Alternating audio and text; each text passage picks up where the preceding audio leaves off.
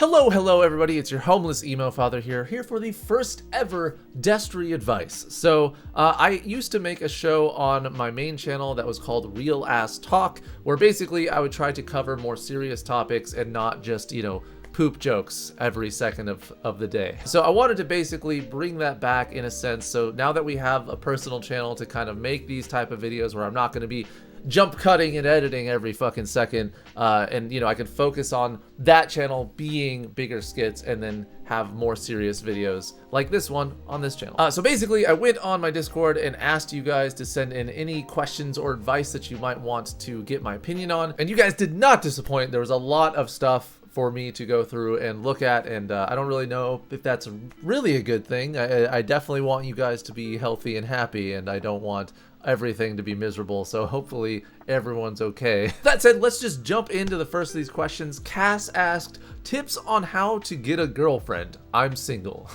And then someone else was like, yes, please answer this. You know what? I'm actually going to answer this one with a weird piece of advice, and that is just stop looking for it. Okay? Like, I've given this advice plenty of times in the past, and it also in my own case, like, stop looking for a relationship. Stop looking for like validation and love, because it really is that the second that you stop looking for it and that you're just being yourself and just vibing in the moment, that's when that stuff finds you and comes along in your life. Like my current relationship, for example, we started out as friends. We were not interested in each other really. We just started off as friends, and we hung out enough and we're like, wow, this person respects me and treats me like how I'm supposed to be treated in a relationship, but we're not even in a relationship. And so it kind of just like melded into one. As for like tips on how to get a girlfriend, like that you feel like maybe you're not good enough or whatever, I hate to sound like the most generic motherfucker in the world, but honestly, it really comes down to just being yourself. Like, don't ever try to like go out of your way or out of your comfort zone or out of who you are to try to impress someone. I've had people in my past that have lied to me in who they are as a person and the things that they like to try to get my attention, or to try to like prove like, hey, I'm exactly your type. I like all the same things you do. And then only to find out later down the road that they like none of the things, and then all of a sudden you're like, well, you just did this to get my attention, but like, it's not you. I would have much rather gotten to know the real you and not someone that you're trying to be. So I know that that's like super generic to say, just like, dude, just be yourself, but it really is the best advice I can give. MXRIX asks, tips on how to feel more confident, smiley face. Oh man, so I've gone through a lot of like self-esteem, self-confidence issues in my past, and I have come to a point in my life now where I feel like I'm probably the most confident I've ever been, which is not saying much, but like, I just really have gone through phases of my life where I just fucking hate myself. And what it came down to that helped me the most, like, get out of that, and it's gonna sound weird, but dating yourself. So what I mean by that is going and just spending time with just you, having conversations with just you. Hanging out with friends is great, but like, if you give yourself time to go out and explore things about yourself, go out of your comfort zone, like try new things, learn something that you've never done before, and just have fun with yourself. And the more that you do that, I've always found that like, there's kind of two sides to your brain. There's the side that says when you look in the mirror, like, okay, I look good. Or, like, ah, yay. And then the other side of the brain that's like, wow, you look fucking terrible. Like, why are you going outside? You go put on more makeup, you nasty son of a whore. At least in my experience, that's what it's been like. So when you spend more time with yourself and kind of date yourself, as I said, those two parts of your brain kind of align better. And they start to talk with each other. And they start to accept yourself more and not fight against each other constantly. So that's what's been like the most transformative for me over the last few years, is that I feel like those two sides of my brain have, and maybe I just sound crazy, I don't know, but like those two sides of my brain have like aligned. And even in the days where like I feel bad, or like I look in the mirror and I don't feel great about it, like there is that other side to pick me up and say, well, you've been trying really hard, like just know that it's going to pay off, you know, just keep working at it. Like I'm positive to myself, and I was only ever able to get to that point because I was able to date myself and go out and experience life on my own and find out more about myself and all of that. So it's a weird solution, but you know, it worked for me, so there's no telling on if it will work for you or not. Chaos Kitten asked, how do you handle your ADHD hell brain? I'm really struggling with mine. So I don't entirely know that I have ADHD or ADD. I do know that I have severe brain fog a lot of the time, and it's really hard for me to like focus. So while I can't say that I have exactly ADHD or ADD or whatever, I can say that like what's helped me kind of focus my brain is lists. Now this might be more of a like organizational advice tip and not so much of a mental health advice tip, but they kind of go one and the same for me. Like I have so many fucking things I have to do on a daily basis that like if I didn't have lists, my brain would be everywhere. I would be so fucking stressed out. I'm already stressed out. I'd be more stressed out though. So lists, I've been using lists to save my fucking life for the last like, I don't even know, 5-6+ years. Like I have a list for everything. I'm literally at this moment looking at the list for my upcoming schedule for my upcoming week, my grocery list. I have categories of other shit that I need to get done. I have a calendar on top of that. I have a list of the next videos I want to do. I have a list of things that I want to do if I have time to do them. I have a long-term goals list. I have a list of things that like I want to buy once I have a decent chunk of change. I have the next movies I want to watch. I have the next games I want to stream. Dude, bottom line, I have lists for fucking everything, okay?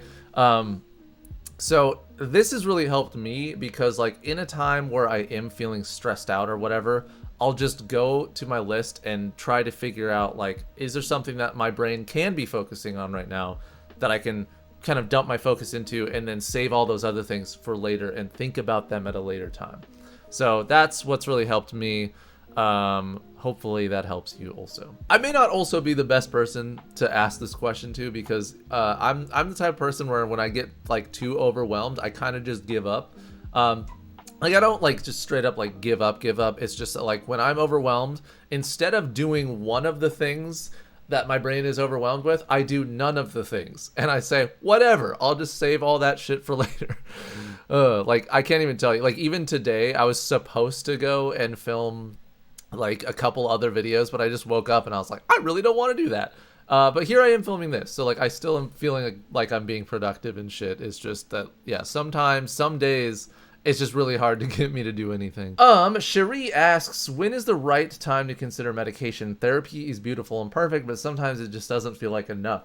That's a very good question, and I don't really feel like I'm qualified to answer it. But as someone who's had both therapy and taken medication for depression and anxiety in my past, I feel like I'm one of those weird outlying people that like having those two things kind of just cured it for me.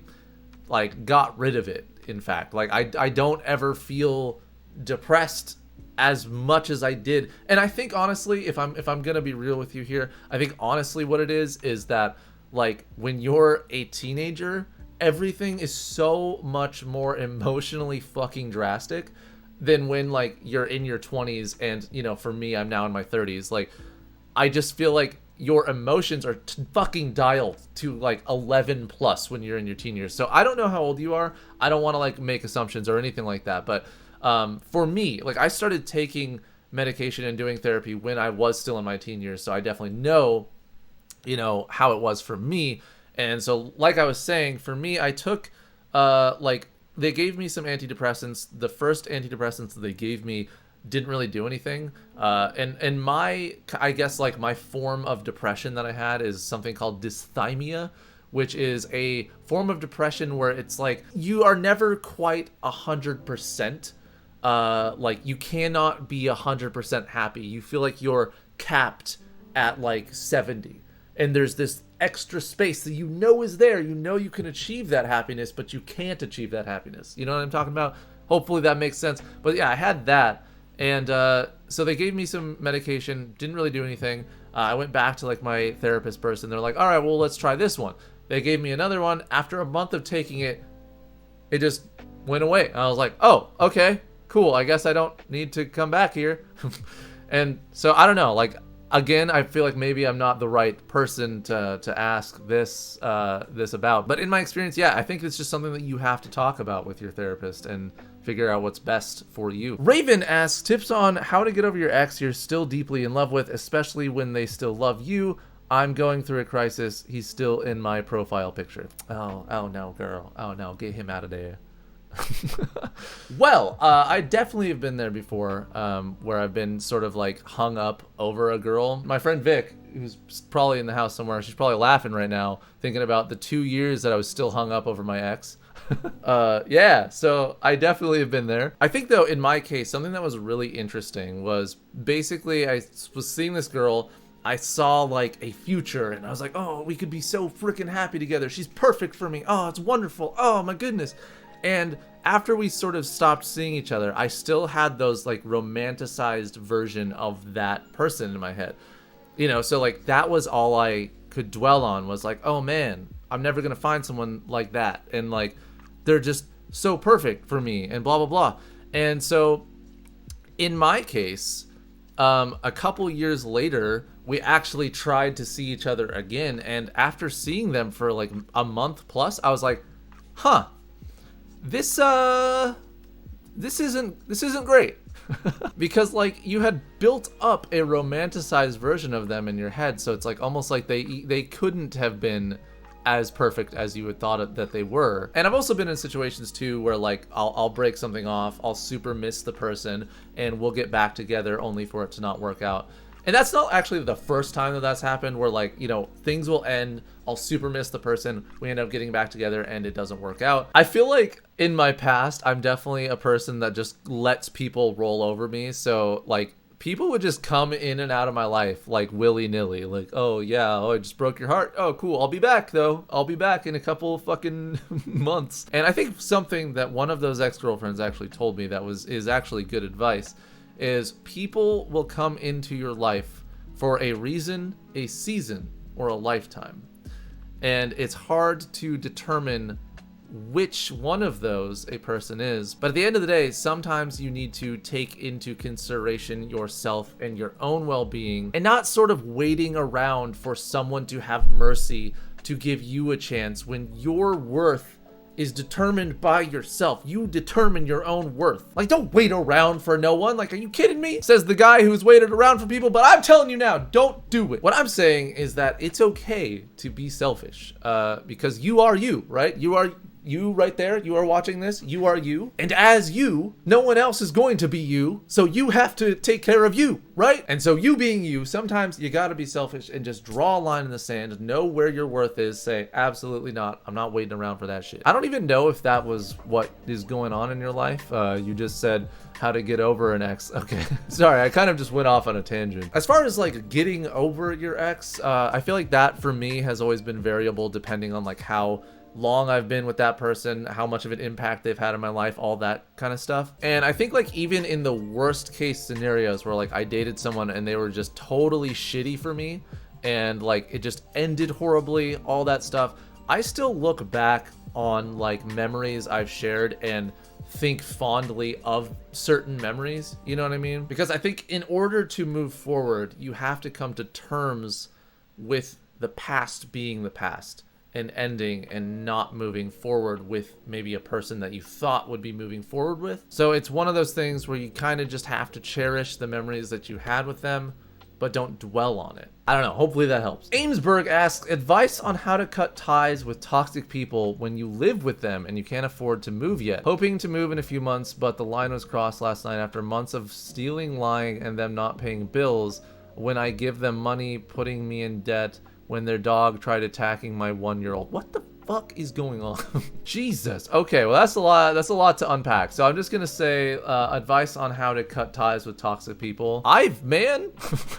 Oh boy, have I had to cut ties with toxic people. My whole fucking shtick in my life for a long time has been I will be the type of person that invites toxic people into my life with like some starry-eyed hope and being like, I can help them, I can fix them, and then it always being me getting stabbed in the back. And I'm just like, why did this happen? So I'm kind of stupid, is what I'm trying to tell you right now. Like, I have dealt with some fucking toxic ass people in my life, some of which have been my best friends, and was definitely a situation where it wasn't as simple as just cutting ties. And, you know, it seems like in your case, with you not being able to afford to move and stuff, like, you know, it's not as simple as just saying like, hey, fuck you, I'm out. I feel like this might be another one of those situations where like my advice might not be the best because of how I handle things are probably a lot different than how other people handle things.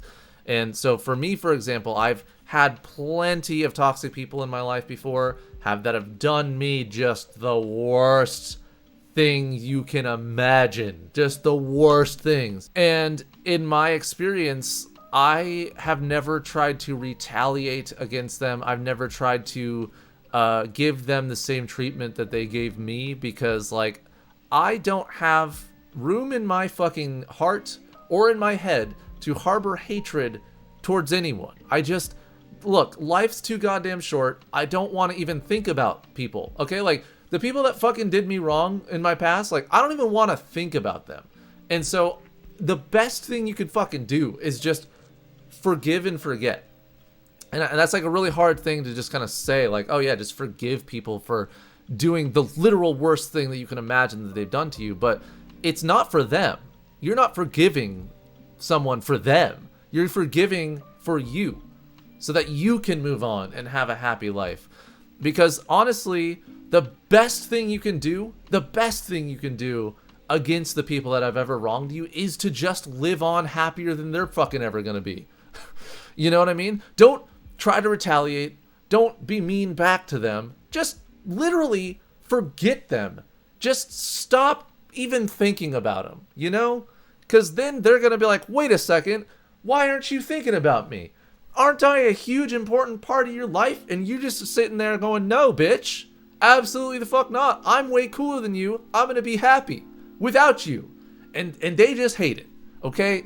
Rant aside, I know that in your situation, like, you live with the people and, you know, they are stealing from you and shit. That's a whole other different story. That's not just toxicity. That's like crime. So I don't know. In that case, like, I don't know what the hell I would do. I don't know if like you guys were friends and then this stuff happened, but either way, like, if I ever am feeling like just super disrespected, I'm the type of person where like I'll just distance, you know, I'll stop hanging out with that friend or whatever. And I've been trying to get better at like communicating when I feel that way and stuff, but in the cases where there's just fucking toxic people, I'm sure you've had this before, where there's just like a fucking toxic person, and even if you were to explain or try to have an open communication with them, they don't respect you enough to even care about your open communication. So at that point, there's literally only an option that you can take, and that is to cut them out. Whatever it takes, cut them out. Do not let them even a little bit under your skin. You know what I mean? Maxie the Potato Pitcher asks, hey Des, how do you deal with old memories, whether they're good or bad? Sometimes it's hard when they just pop up randomly, so I'm curious about how you deal with those thoughts and any advice coming from your own personal experience. Well, I'm a firm believer that the memories and the pain and suffering that you go through in life are what make you you.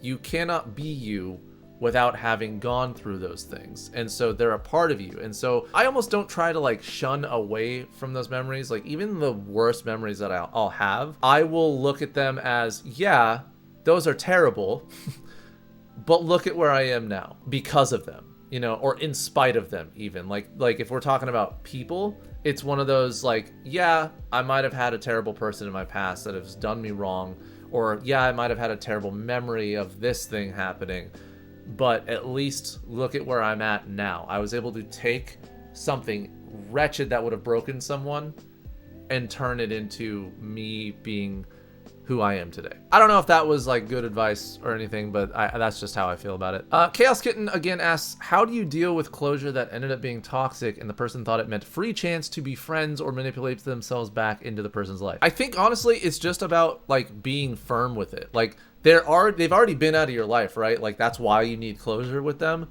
They've already been out of your life.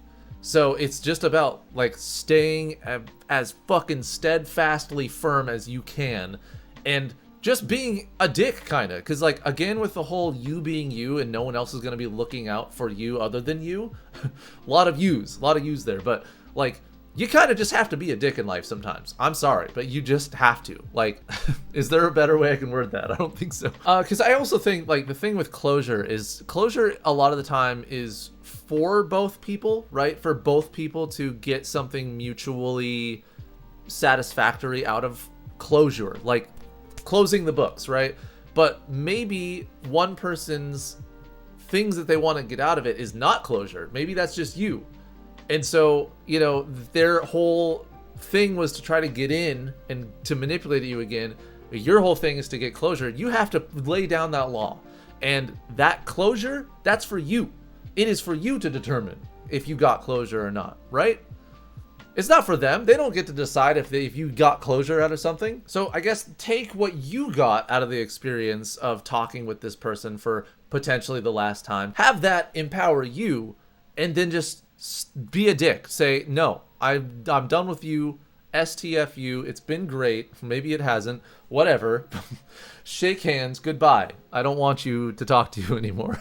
Kiku Hyuni asks, how do you start a project when you're feeling burned down, but you know the project will help you get out of the depression hole, but you still can't find the strength? Oh my God. I have been there more times than you can count, probably. In fact, I'm constantly burnt out. Like, literally constantly, because I'm always doing something, like whether I'm making music or writing something or editing something or filming something or whatever. The thing that I've found that helps me is baby steps, because what always ends up happening when you're doing a project is you're always thinking about like, oh my God, the end result of this thing is so far ahead of me, that is so daunting.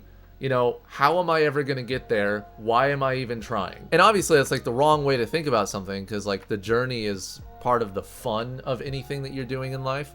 But if you're a type of person where you're always thinking about that end, like I've had friends of mine or ex-friends of mine that like, they didn't want to make YouTube videos. Even if they were very good at it, they didn't want to make YouTube videos because they're like, oh, I don't want to have to write it and then film it and then spend hours editing it. And they like, were scared, or like it was daunting to them thinking about that rather than the step-by-step thing of getting to that end result. So for me, what has helped out a lot is literally the most baby steps you can imagine. If I'm burnt out on a project and I'm like, fuck man, I don't want to have to write this thing, then I'll do research before I have to write the thing. I'll just anything, you know what I mean? Like for me, and when I'm making music, sometimes I just am creatively fucking burnt out. I am like, shit, I want to make a song right now, but I just don't even know where to start. So a lot of the times what I'll do is if there's like an older song that I haven't worked on, instead of like working on it, I will go into like a Word document and create like a map of the song of what I'm thinking that would make it better, you know, and I'll just write those ideas down and not necessarily go in and like actually work on it. I'll just write the ideas down. But even that is like a baby step in getting you to that final result that you're looking for. Or like there's been plenty of times where like I'm writing a what the fuck news and I'll just be stuck, you know, I'll just be straight up stuck. And I'm also the type of person where like when I'm stuck, it's the only thing I can freaking focus on. And I'll just get really upset with myself because I'm like, God damn it, I need to get this thing done. Why can't I finish it? And a lot of the times what helps is literally just stepping away, is not thinking about it. And that's what feeling burnt out is all about. Like sometimes literally all you need is to step away from it. And then you're like, oh wow, I can feel my creative juices coming back and I can go back to what I was needing to do. But taking that step away, taking a break is often the hardest thing to do. Like I will beat myself up a lot if I don't do something like productive in a day. Like if I'm working on a project, like, and I don't do something with it, I'll beat myself up constantly about it. So a lot of the time in order to like kind of jumpstart your getting out of the depression hole, as you called it, is taking those baby steps, because at least in your brain, you know, hey, I didn't do nothing today. I am doing my best. I am trying as hard as I can to get this thing back on track. Again, that might have been some weird convoluted nonsense, but that's just how I deal with things, I guess. Anyways, guys, there was a lot of other questions that you guys asked, and I don't want this video to be like super long, so I'm actually gonna end it there. But I will be trying to do more of these, so if you guys have any more questions or advice that you want to ask, feel free to leave those in the comments down below of this video, or you can go into the submissions channel on my Discord and leave it there. Either way, hopefully that helped, maybe, or just gave you an insight into my weird and wacky brain and how I do things. That said, guys, hopefully you have a fantastic rest of your day or night or wherever you are. I will see you next time, and fair winds.